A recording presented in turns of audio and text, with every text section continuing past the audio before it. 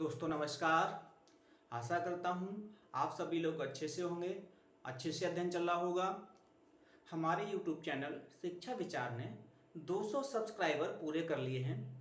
दोस्तों ऐसी आशा नहीं थी कि इतने ही दिनों में ये 200 सब्सक्राइबर मिल जाएंगे। तो एक पंक्ति आपसे कहना चाहता हूँ कि मैं अकेला ही चला था 92 मंजिल, मगर लोग साथ आते गए और कारवां बनता गया। बहुत बहुत धन्यवाद साथियों। आज हम लोग चर्चा करेंगे एक बहुत ही प्यारे टॉपिक पर, स्क्यूडनेस पर, विषमता पर।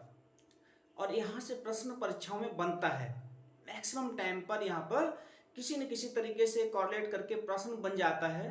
तो आज हम लोग चर्चा करेंगे स्क्यूडनेस पर, विषमता पर। तो सबसे पहले देखते हैं कि विषमता क्या है। ठीक है, विषमता क्या है, स्क्यूडनेस क्या है। विषमता, देखिए यदि हम इसको फिगर पे समझें,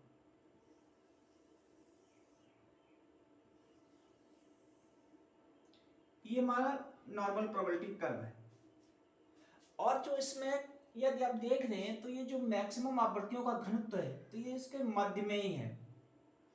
ठीक है, ये बिल्कुल मध्य में ही है ये।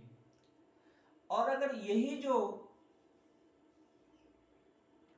आवृत्तियों का घनत्व है, झुंड है, वो यहां मध्य में ना होकर, ठीक है, थोड़े से दाएं हो जाए, बाएं हो जाए, या इस साइड हो जाए, या इधर हो जाए, ठीक है, या यूं कर सकते हैं मध्य बिंदु के दाएं या बाएं हो जाए, तो ऐसी स्थिति को हम कहेंगे विषमता। तो विषमता से अभिप्राय होता है कि जो आपकी आवृत्ति वक्र है उसमें आवृत्तियों का मध्य बिंदु से दाएं अथवा बाईं ओर स्थानांतरित होना। ठीक है, अब आप समझ गए होंगे कि विषमता क्या है। अब दाएं और बाएं कैसे होगा। अब जैसे मान लीजिए ये है, ठीक है, अब ये बाएं हो गया।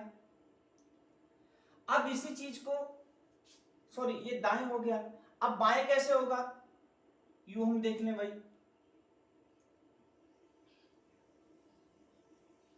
ठीक है, ये बाएं हो गया। तो अब देखें गौर से, ये क्या है, मीजोकोर्टिक है। ठीक है, मीजोकोर्टिक है, नहीं यार मीजोकोर्टिक शब्द नहीं, ये सिमेट्रिकल है। कोर्टिक का अगर शब्द मीजोकोर्टिक शब्द कहेंगे तो फिर हम कर्टोसिस की तरफ से चले जाएंगे। ये क्या है, सममित है। ठीक है, ठीक है, सिमेट्रिकल है, सिमेट्रिकल है। और ये दोनों को देखें, ठीक है, ये और ये असिमेट्रिकल है। ठीक है, ये क्या है, असिमेट्रिकल है। इतनी बात आपको समझ में आ गई होगी। ठीक है, कि जब मध्य बिंदु पर रहेंगे तो क्या होगा कि आपका ये बिल्कुल सममितीय आकार का होगा, और जब दाएं या बाएं होंगे तो असममितीय आकार का होगा या असिमेट्रिकल का जाएगा। दूसरे शब्दों में ये कह सकते हैं कि जब आपका मीन, मीडियन, मोड, या यूं कहें हम mean is equal to median is equal to mode, ये तीनों एक दूसरे के बराबर इक्वल हैं, तो ये सिमेट्रिकल है। ठीक है, दूसरी स्थिति में, ठीक है, मीन ग्रेटर देन मीडियन या मीन लेस देन मीडियन, ये स्थिति असिमेट्रिकल की है, असममिति की है। तो यही क्या है, विषमता है। ठीक है, ये क्या है, सामान्यता है। ये नॉर्मलिटी कर्व में क्या है, ये एकदम प्रसामान्य है, नॉर्मल है। ठीक है, ये प्रसामान्य है, ये प्रसामान्य है, और ये असामान्य है। असामान्य का मतलब ये स्क्यूडनेस है, विषमता है। ठीक है, विषमता है। तो एक चीज यहां से समझ में सीधी सीधी आ रही है कि विषमता है वो दो प्रकार की हो सकती है। यहीं पर टाइप्स ऑफ स्क्यूटनेस देख लें, विषमता के प्रकार देख लें, तो जो विषमता है वो दो प्रकार की हो सकती है, तो उसको भी साथ ही साथ देख लें भैया दो प्रकार की कौन कौन सी विषमता होगी। तो यहां से देख लें, एक होगी सकारात्मक, दूसरी कौन सी होगी नकारात्मक।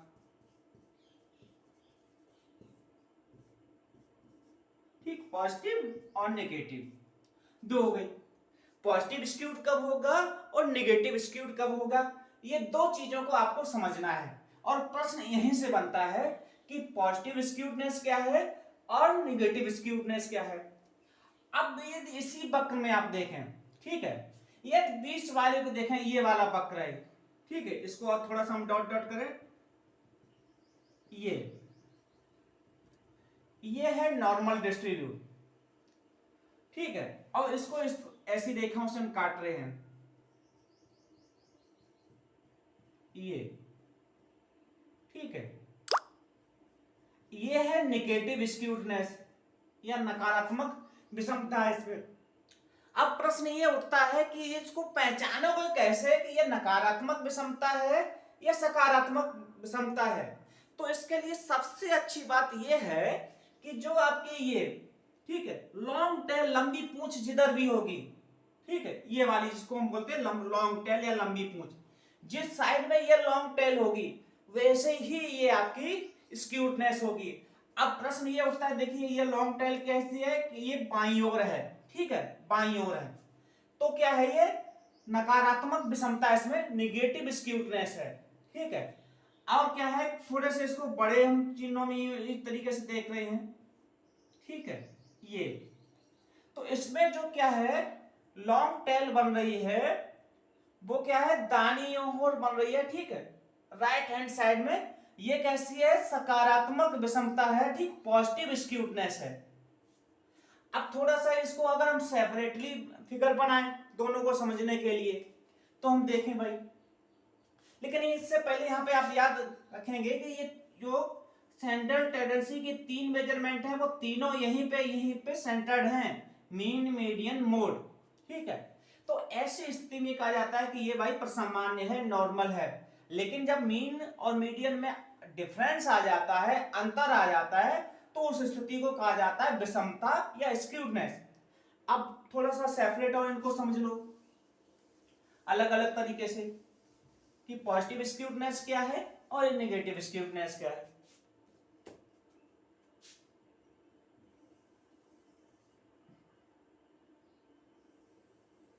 ठीक है, ये आपकी हो गई पॉजिटिव स्क्यूडनेस, ये क्योंकि ये देख रहे हैं ये लंबी पूंछ है, ये क्या है दाईं ओर है, राइट हैंड साइड पे है, ठीक है। और क्या है देख रहे हैं कि मैक्सिमम जो आवृत्तियां हैं, मतलब वो यहाँ पर ये घनत्व है, ठीक है, हमने ये कहा था ये अगर इसका मिडिल बिंदु ये है यहाँ पे ये वाला, तो ये क्या है ये किनारे पर बाईं ओर क्या है बाएं छोर पर ज्यादा इनका घनत्व है ये वाला, ये, और जैसे ही दाईं ओर जाएंगे वो धीमे धीमे करके गिरता जाता है ये, ठीक है। इतनी बात आप समझ गए।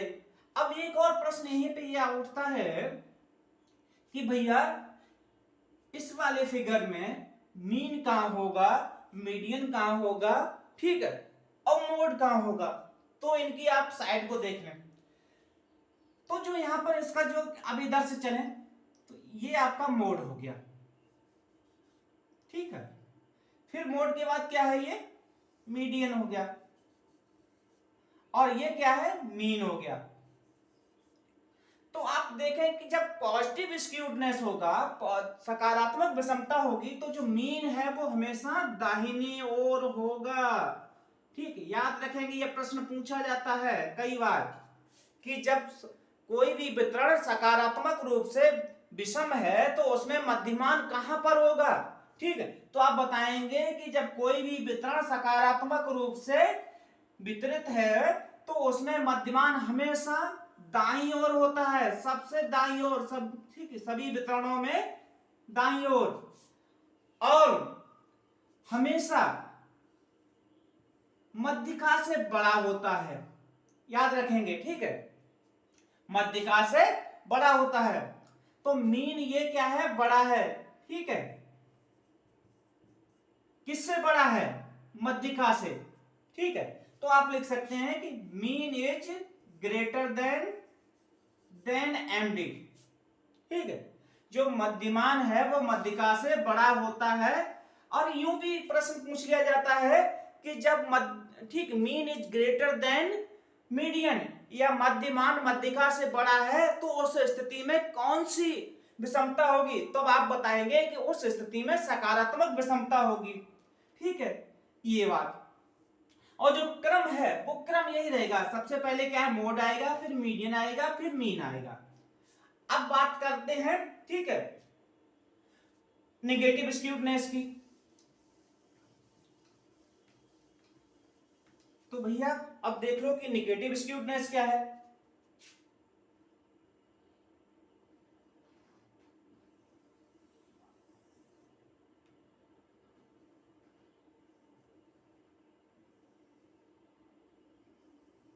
जब आपकी लॉन्ग टेल, ठीक है, बाईं ओर हो, ये ठीक है, लेफ्ट साइड में ज्यादा हो, ठीक है, उस स्थिति में जो आपका वितरण है वो कैसा होगा? नेगेटिव स्क्यूड होगा। ठीक है, नेगेटिव स्क्यूड होगा, नेगेटिव स्क्यूड होगा। ठीक है, अब मान लीजिए ये, हाँ देखो, अब इसमें आप देखो कि भाई आपका मोड कहां है, तो मोड ये हो गया। ठीक है, फिर उसके बाद क्या होगा? मीडियन होगा, फिर उसके बाद क्या होगा? ठीक है, ये आपका मीन होगा। तो एक चीज आप समझ रहे होंगे कि जो मीन है वो हमेशा छोर पर ही भगता है, चाहे दाहिने छोर पे हो चाहे बाइने छोर पे हो। ठीक है, चाहे वो नेगेटिव स्क्यूड हो चाहे पॉजिटिव स्क्यूड हो, केवल उसकी दिशा बदलती है। जब पॉजिटिव स्क्यूड था तो इस कोने पे था मीन, और जब नेगेटिव स्क्यूड है तो इस कोने पे मीन आ गया। तो और इस स्थिति में क्या है भैया? ठीक है, ये देख लो, तो ये है, आप समझेंगे। ठीक है, ये क्या है? तो अब इस स्थिति में देख लो कि ये मीन है। ठीक है, ये मीन है। ठीक है, ये छोटा है, किससे छोटा है? मीडियन से। ठीक है, ये मीडियन से छोटा है। ठीक है, तो आप यूं कर सकते हैं, जब आपका निगेटिव जो डिस्ट्रीब्यूशन है वो नेगेटिव स्क्यूड होगा, ठीक है, या वितरण जब नकारात्मक विषम होगा तो उस स्थिति में क्या है कि मध्यमान मध्यिका से छोटा होगा, या मीन, ठीक, लेस देन मीडियन। तो ये आप ध्यान रखेंगे। ठीक है, ये क्या है? छोटा है, किससे छोटा है? मीडियन से। तो यहां से ये प्रश्न बनते हैं। ठीक है, जब नकारात्मक विषमता होती है वितरण में तो मध्यमान छोटा होता है मध्यिका से। ठीक है, और डायरेक्शन देखें, डायरेक्शन एक ही है। ठीक है, ये अगर आपका मिडिल बिंदु है तो इधर को आप भगेंगे। तो कभी कभी प्रश्न पूछ लिया जाता है कि यह चाहे, ठीक है, कि यदि कोई भी वितरण सकारात्मक रूप से या नकारात्मक रूप से विषम है तो उस स्थिति में सबसे छोर पर, ठीक है, ये इसका हमेशा ये मध्य बिंदु बोला जाता है, और ये छोर है, ये इस साइड को और इस साइड को। सो सबसे छोर पर कौन होगा? तो क्या है? सबसे छोर पर या किनारे पर मध्यमान होगा। अब ये नेगेटिव स्क्यूडनेस है तो लेफ्ट साइड में मीन है, और ये पॉजिटिव स्क्यूडनेस होगा तो इधर आ जाएगा मीन। छोर, मीन हमेशा छोर पर ही आएगा, ये आपको ध्यान रखना है। ठीक है, आशा करता हूं कि इतनी सी बात आप समझ गए होंगे कि स्क्यूडनेस का मतलब अर्थ क्या है, आशय क्या है। दूसरा आप क्या समझे होंगे कि पॉजिटिव स्क्यूडनेस कब होगी और नेगेटिव स्क्यूडनेस कब होगी। अब एक और मुख्य बात है, उसको भी समझना है कि स्क्यूडनेस को कैलकुलेट कैसे करोगे। ठीक है, कि इसको न्यूमेरिक रूप से, आंकिक रूप से इसकी गणना कैसे करोगे, उस गणना को भी देख लो भैया कि गणना कैसे करोगे। ठीक, कोएफिशिएंट ऑफ स्क्यूडनेस या जो विषमता गुणांक है उसकी गणना कैसे करोगे, तो इसको एस के से, ठीक है, प्रदर्शित किया जाता है, एस के। अब इसकी गणना के लिए क्या है? ठीक है, तो इसकी गणना है वो सेंट्रल टेंडेंसी की जो मापें हैं, केंद्रीय प्रवृत्ति की मापें, उनके द्वारा हम करते हैं। तो भैया कौन सी मापें हैं? तो इसकी जो करेंगे गणना वो हम मीन और मीडियन के माध्यम से करेंगे। किसके माध्यम से? मीन और मीडियन के माध्यम से। और साथ ही साथ क्या है? Standard deviation. तो देखो भाई 3 इंटू मीन, ठीक है, माइनस मीडियन या एमडी, ठीक है, 3 into mean minus median upon standard deviation या रो, ठीक है।